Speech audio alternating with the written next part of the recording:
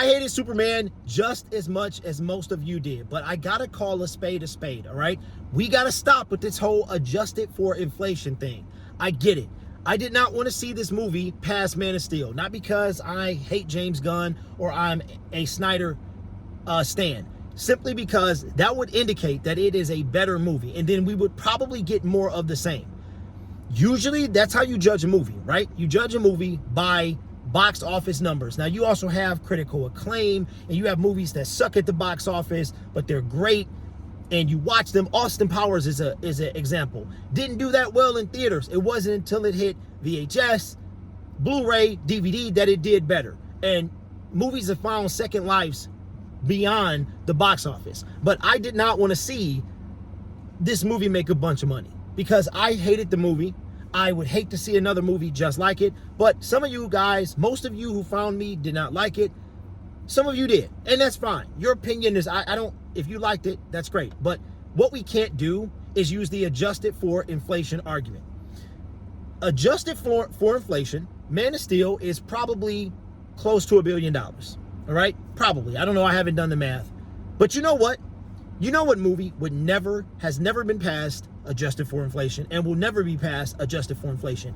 Gone with the Wind, 1939, made $200 million domestically, $200 internationally, for a total of $400+ million in 1939. 1939. Okay, so I get it. I did not. You think I wanted to say I was wrong? Nobody wants to say they're wrong. Nobody wants to admit defeat. And I literally thought that this movie was going to crater the second weekend. So much so that I confidently got on camera and proclaimed as much, and just made a video having to apologize, not apologize, but admit that I was wrong, because I'm not going to apologize for my opinion. But adjusted for inflation, yes, it is a metric. It is probably a secondary. It's not the primary metric. If we adjust for inflation, I think somebody just created it just to say, okay, well, you know what? If money, blah, blah, blah, this is what the movie would make now. If the prices were what they were, everybody has to deal with the cost of living. I mean, look, adjusted for inflation, I would be rich. So, I mean, I get it. I get it. That is a metric that we as in people who want to see. And like I said, I did not want to see this movie succeed. I'm not a hater. I just didn't want, because I don't want more of this. I don't want more of this. This movie sucked. And that means that we're going to get more. That means when there's a sequel to Superman, and it's whatever it is, it's going to be turned up a notch. I mean, 10 notches, right?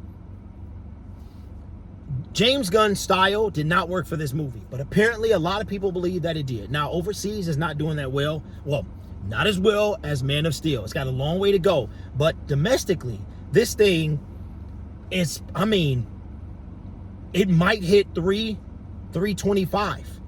And it's got a long way to go to pass Man of Steel, right?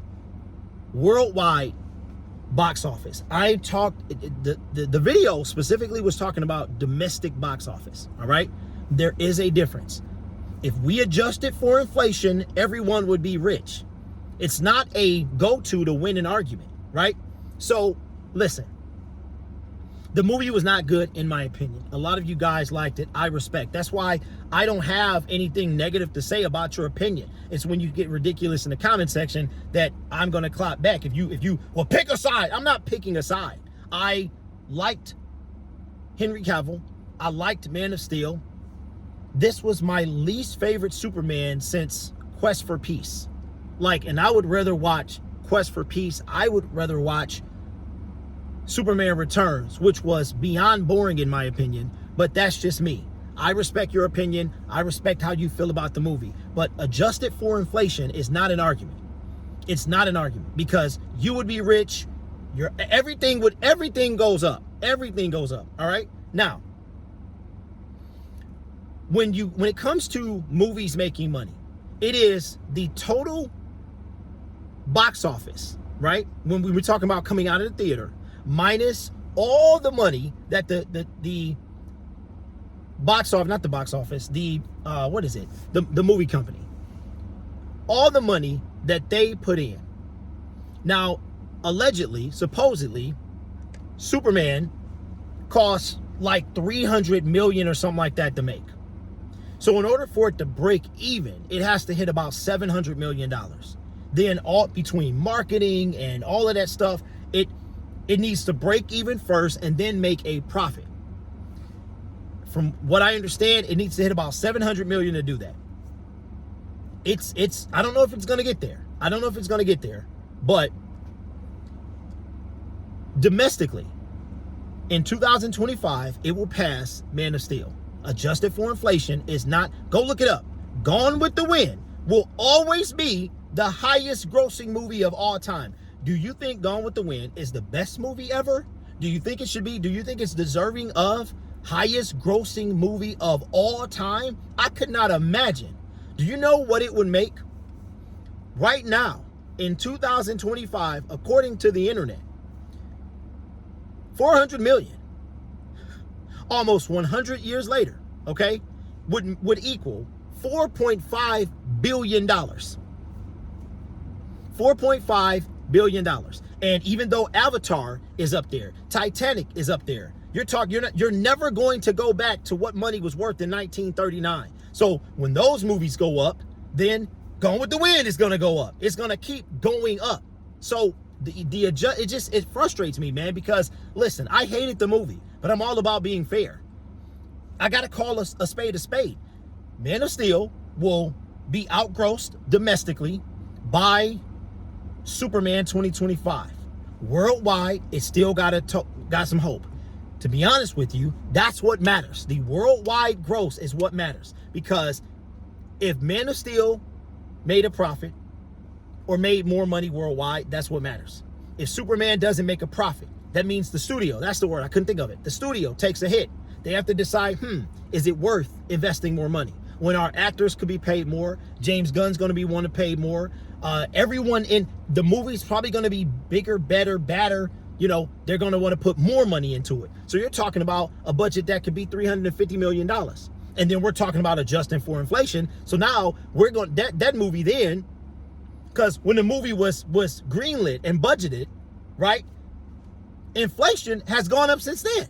Since this movie was recorded in 2023 or whatever. So come on, man. We got to adjusting for inflation to win an argument is whack to me.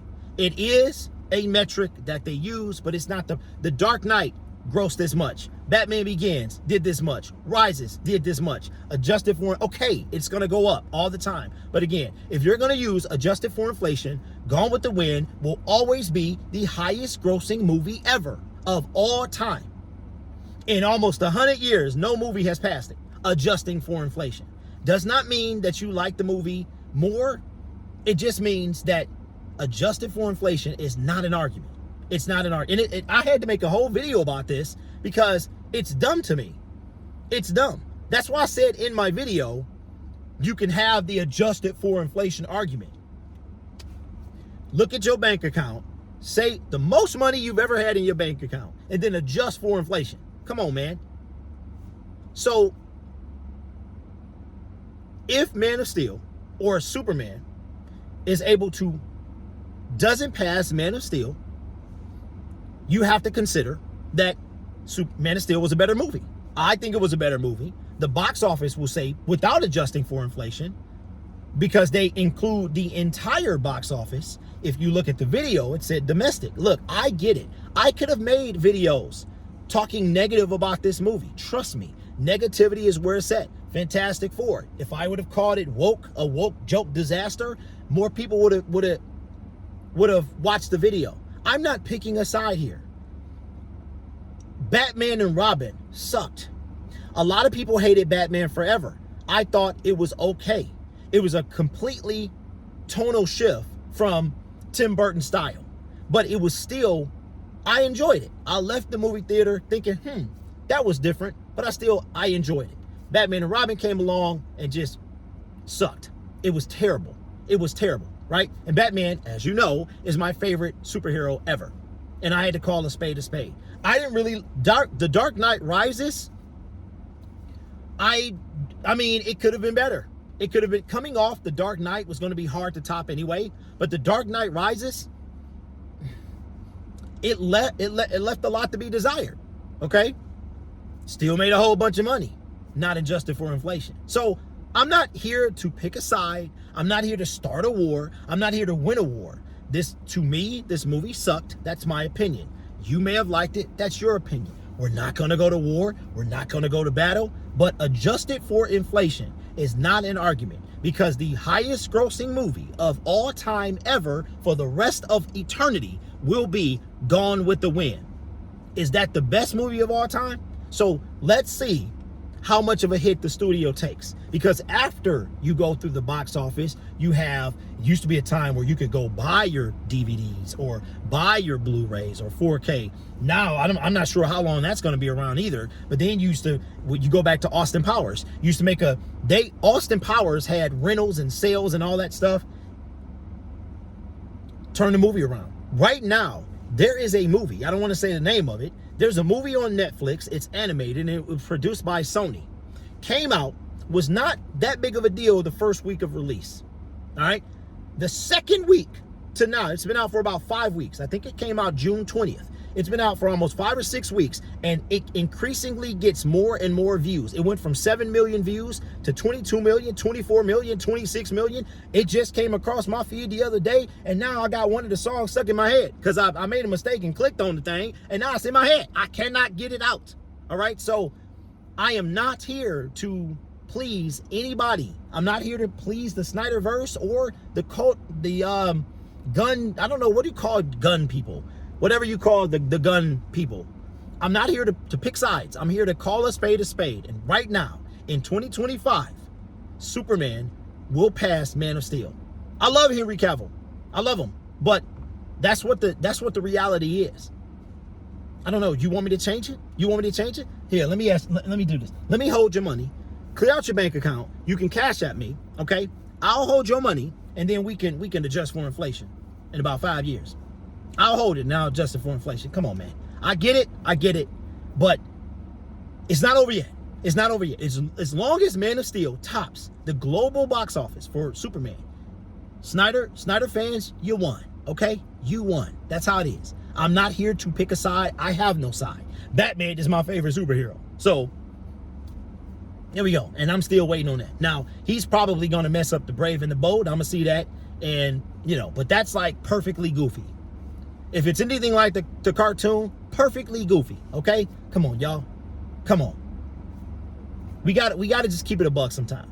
Appreciate y'all.